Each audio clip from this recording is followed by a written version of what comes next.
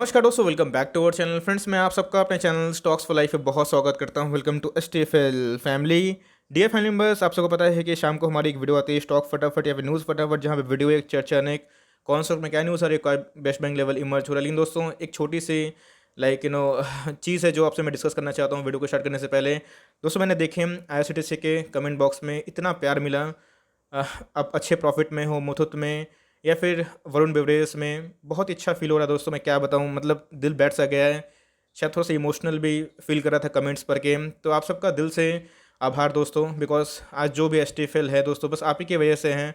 और मैं प्रे करूंगा कि मेरे पास जितनी भी नॉलेज है, जितनी भी ताकत है, वो सिखाने की कोशिश की जाए दोस्तों, आपको कॉन्सेप्ट समझाया जाए और आपको स्टॉक मार्केट में प्रो ट्रेडर और चैंपियन बनाया जाए। और सही में मैं इस बात को बोलते हुए काफ़ी हल्का सा इमोशनल भी फील कर रहा हूँ कसम से दोस्तों। लेकिन फिर भी एनीवेज अपना काम करना है स्टॉक फटाफट में, बिकॉज एक स्विंग ट्रेड कॉल भी दूंगा। लेकिन यस, मैंने देखा कि बहुत लोग अपने नंबर्स को शेयर कर रहे हैं कि सर कॉन्टैक्ट करिए, प्लीज़ शेयर मत करिए, मेरा कंटेंट हमेशा फ्री और फ्री रहेगा।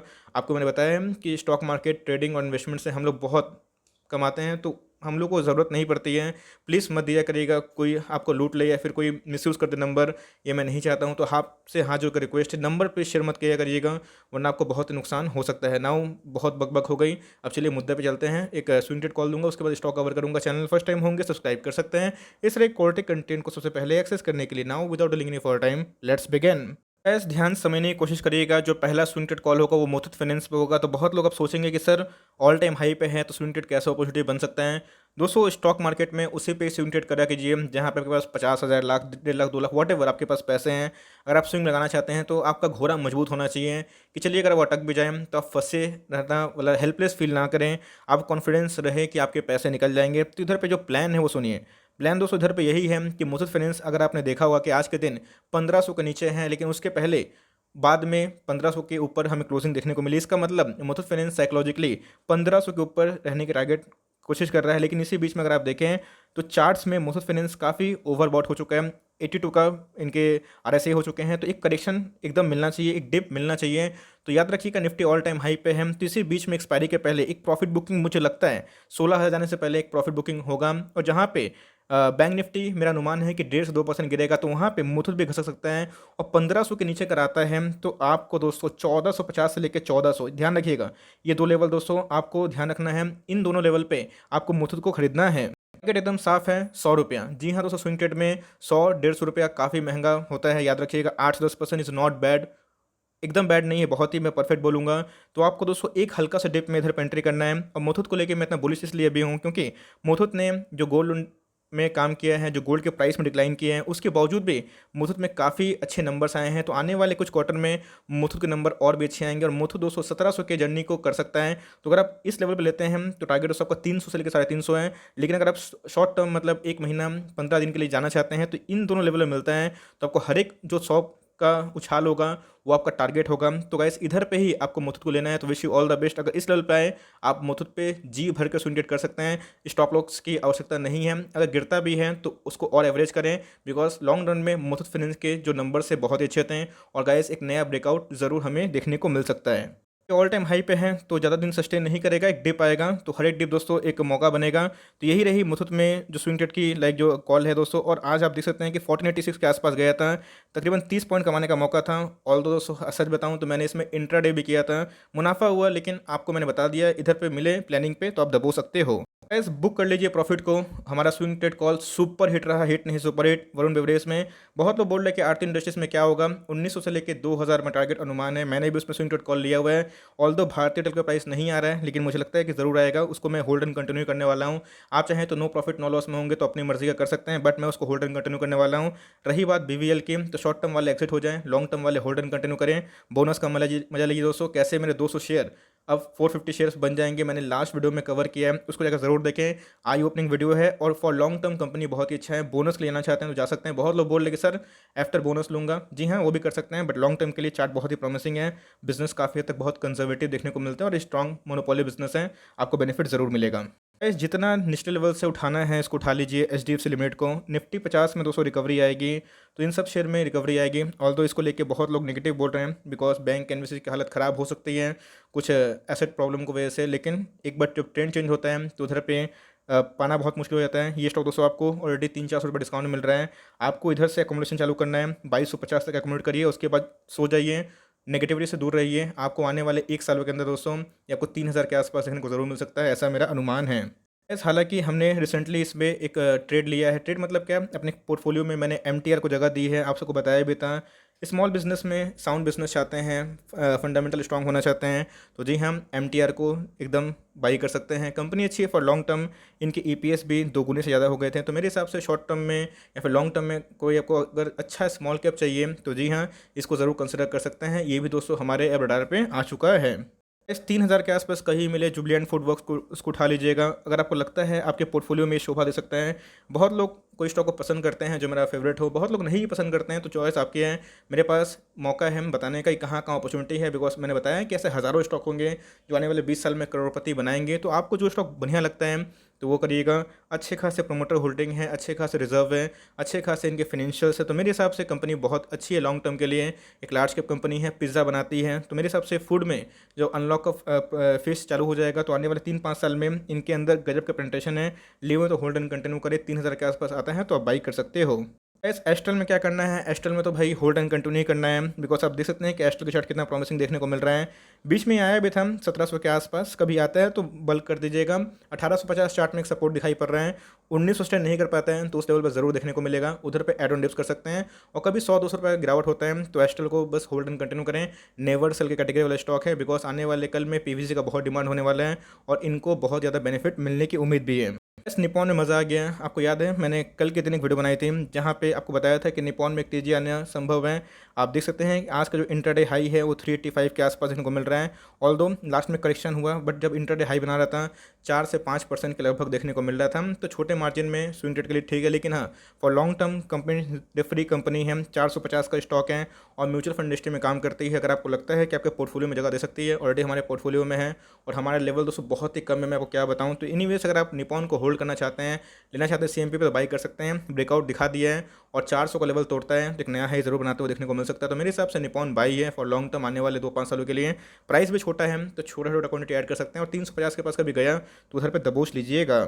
इस हैप्पीएस्ट माइंड में थोड़ा थोड़ा हमें शायद करेक्शन पॉसिबल देखने को मिले। 900 का जो लेवल है तोड़ तो पाया नहीं है, 900 का लेवल तोड़ेगा नहीं तो आने वाले कल में 820 से लेकर 830 की पॉसिबिलिटी है। स्ट्रॉन्ग फंडामेंटल वाले अच्छी कंपनी चाहते हैं आईटी बैकग्राउंड से तो इसको कंसिडर कर सकते हैं। 820 830 आपके रडार पे होना चाहिए। कभी गिरता है तो बड़ी गिरावट हो सकती है, बिकॉज ऑलरेडी स्टॉक बहुत भाग चुका है, तो ह्यूज जंप की प्रॉफिट बुकिंग होगी कभी तो उधर पर एंट्री कर लीजिएगा। फॉर लॉन्ग टर्म कंपनी बहुत ही प्रॉमिसिंग है। प्रिंस पाइप की बात की जाए तो ये भी करेक्शन मोड दिखा रहा है, बट जैसे हमने बताया कि हैप्पीएस्ट माइंड में प्रिंस पाइप नया हमारा टॉपिक है और हमारे पैसे अच्छे खासे बन रहे हैं, तो मेरे हिसाब से 700 का लेवल बहुत ही इंपॉर्टेंट है। अगर आपको ऐड करना है तो सीएमपी में थोड़ा बाई कर सकते हैं। मुझे लगता है कि एक्सटेंड तक गिरता है, 620-30 तक गिर सकता है और 600 के आसपास आता है तो भाई आपके पास एमओएस मिलता है। और कभी 600 को तोड़ता है तो सुपर एमओएस। अब दोस्तों सुपर एमओएस और एमओएस इतना नज़दीक क्यों है? क्योंकि स्टॉक में पोटेंशियल काफ़ी है, अंडर वैल्यूड है और भाई एस्ट्रल से तो बहुत ही अच्छा अर्निंग देखने को मिलता है और बहुत ही प्राइस अर्निंग में कम भी है। तो मेरे हिसाब से आप इसमें रिस्क ले सकते हैं और रिस्क बोलना गलत है। लॉन्ग टर्म तो होल्ड करते हैं आने वाले 5-7 साल। ये स्टॉक दोस्तों आपको लगता है, मुझे ऐसा लगता है कि आपको 3000 के ऊपर देखने को मिल सकता है, ऐसा मेरा मानना है, क्योंकि स्ट्रॉन्ग फंडामेंटल से अर्निंग काफ़ी अच्छी है। तो इसको एस्ट्रल को लॉन्ग टर्म में काफ़ी बेनिफिट मिलेगा पाइप्स की वजह से। बस एकदम होल्ड एंड कंटिन्यू करने वाला हूँ। मैं साफ साफ बता दूँ, मैंने कमेंट्स में देखिए बहुत लोग बोल रहे कि sir thank you, profit booking कर लिया। देखिए आपकी मर्जी है, आप कर लिए, आपका टारगेट हिट हो गया। मैं दोस्तों इसको लेके बहुत बुलिश हूँ और बहुत पहले से बुलिश हूँ, आपको अच्छे से पता है।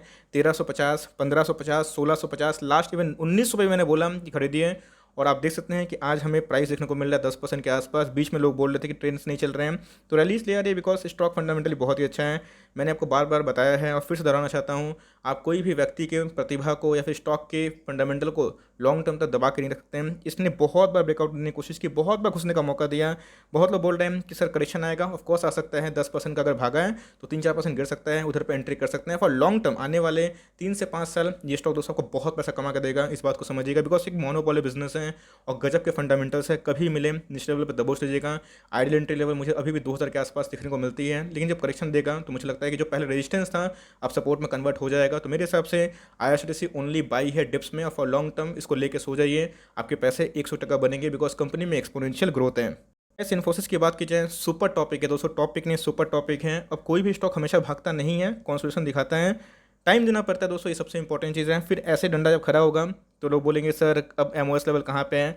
भाई आप इसको बाई करिए, डेट फ्री कंपनी है। आने वाले Q1 Q2 में आपने देखा है कि बजाज फाइनेंस में एक कॉशियस अलर्ट हो चुका है, तो आईटी में रहने वाला नहीं है। तो Q1 के नंबर्स के पहले हो सकता है कि बैंक के इन्वेस्टमेंट में लोग प्रॉफिट बुकिंग करें, तो पैसा कहाँ जाएंगे? वो पैसा जाएंगे आईटी में। तो इन्फोसिस, हैप्पीएस्ट माइंड, टीसीएस, एलटीआई, इन सबको बेनिफिट मिलेगा। सीएमपी में बाई करिए और 20-50 रुपये का रोना नहीं है, बिकॉज कंपनी बहुत ही अच्छी है। 20-50-100 रुपया हर एक गिरावट इन्फोसिस जैसे अच्छे स्टॉक में घुसने का ज़रूर मौका बन सकता है। सीएमपी में क्या दीपक नाइट्रेट को बाई कर ले? जी हाँ, ऑफकोर्स कर सकते हैं। आपको 200-250 रुपये डिस्काउंट मिल रहा है और ये सब कंपनी कॉन्सलेशन करती है और फिर भागती है, तो इसको टाइम करने की कोशिश मत करिए। ये दीपक नाइट्रेट दोस्तों आईआरसीटीसी से ज़्यादा भागने वाला स्टॉक है, क्योंकि इनके जो निवेश है फेनोलिक सेक्टर में वो एक्सपोनेंशियल ग्रोथ की तरफ इशारा कर रहे हैं। तो मेरे हिसाब से सीएमपी बाई करिए। और कभी आपको 200 रुपये डिस्काउंट मिल गया इस सीएमपी से, आपको मिलेगा एमओएस। और कभी आपको 1400 को नीचे मिल जाता है, जो कि चांसेस बहुत ही कम है, तो सुपर एमओएस मिलेगा। तो मार्केट गिरेगा तो कुछ ही पॉसिबल है, लेकिन हमारा काम क्या है, ऐसे स्टॉक को 2025 के या 2030 के या 2035 तक रखना, तब तो सबको मालामाल बना सकता है। क्योंकि केमिकल कंपनी में सबसे तेज रिटर्न देने वाला स्टॉक जिसमें ग्रोथ हो, वो मुझे दोस्तों दीपक नाइट्रेट लगता है। गजब के फंडामेंटल्स हैं। आरओई की बात की जाए 38 के आसपास है, आप चेक कर लीजिएगा। तो मेरे हिसाब से दीपक नाइट्रेट सीएमपी में बाई है, और नीचे गिरता है तो सुपर बाई है। इस बात की जाए ईवी के लिए जो केमिकल्स का यूज़ होगा, टाटा केमिकल बहुत बड़ा बेनिफिशियरी मिल सकता है।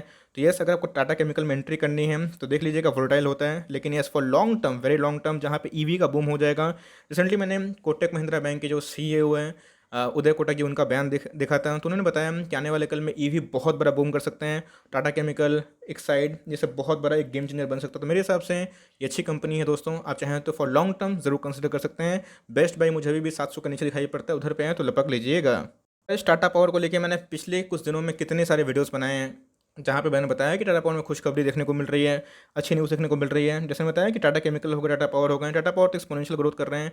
अब इनके जो चीफ है वो खुद ही बोल रहे हैं कि 5-7 सालों में इनका रिन्यूएबल एनर्जी 10 गुना एक्स हो सकता है। तो आप उम्मीद नहीं कर सकते हैं कि कितना भाग सकता है। तो लिमिटेड रिस्क की बात की जाए, अपने पोर्टफोलियो का 203% वेटेज दे सकते हैं। सीएमपी में भी 115 को तोड़ता है तो 127 का टारगेट, और उसको तोड़ता है तो 140 का टारगेट आने वाले 3 से 6 महीने में हमें दिखा सकता है। फॉर लॉन्ग टर्म कंपनी अच्छी है। अपने कोर पोर्टफोलियो में चाहें तो रिन्यूएबल सोर्स ऑफ एनर्जी को इसको डाल सकते हैं। बहुत लोग बोलते हैं अडानी ग्रीन, भाई वैल्यूएशन काफ़ी हाई दिखाई पड़ते हैं, उस हिसाब से टाटा पावर ने अपने डेट को कम किए हैं, कन्विक्शन काफ़ी हाई है, आप ज़रूर कंसिडर कर सकते हैं। और बीच में गिरता भी है 107 के आसपास, 105 के आसपास, उधर पे भाई आराम से कर सकते हैं।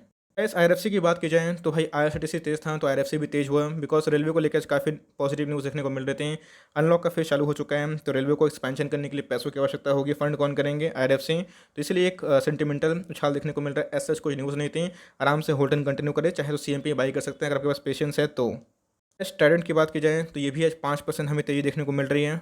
जैसे में होता है कि ट्राइडेंट के जो बिजनेस हैं, लिनेन हो गए, बहुत सारे लाइक जो चादर उधर बनाते हैं, टेक्सटाइल में काम करते हैं, केमिकल में भी 2025 इनके लिए बहुत ही इंपॉर्टेंट है। उतना बड़ा विजन आपका है तो छोटे स्टॉक में ये हो गए, टाटा पावर हो गए, आईआरएफसी हो गए, इन सब कंसिडर कर सकते हैं। लेकिन यस, वेटेज अब 5-10% मत दीजिएगा, ये सब स्टॉक को 2 से 3% से वेटेज ज़्यादा मत दीजिएगा। छोटे स्टॉक हैं तो रिस्क भी है, अपने रिस्क मैनेजमेंट से काम करें। बड़े घोड़े, मजबूत घोड़े, भरोसेमंद घोड़े, पैसा ज़्यादा, और अच्छे घोड़े जो आने वाले कल में अच्छा कर सकते हैं, उससे पैसा कम, और जैसे जैसे परफॉर्मेंस बढ़ते जाए वैसे वैसे वेटेज ही बढ़ाते जाएं। For timing that's the end of the stock फटाफट सीरीज। आई होप दोस्तों वीडियो आपके लिए हेल्पफुल है, कंटेंट से लगा तो लाइक कर देगा। चैनल फर्स्ट टाइम होंगे तो यहाँ से सब्सक्राइब करना ना भूलिएगा। फर्दर कोई डाउट है उसको ड्रॉप कर सकते हैं, कोई शो का रिव्यू चाहिए उसका नाम भी ड्रॉप करना ना भूलिएगा। I would love to make a video on your demand guys. मिलते हैं जल्दी ही, तब तक के लिए bye. Thanks for watching friends, God bless you all.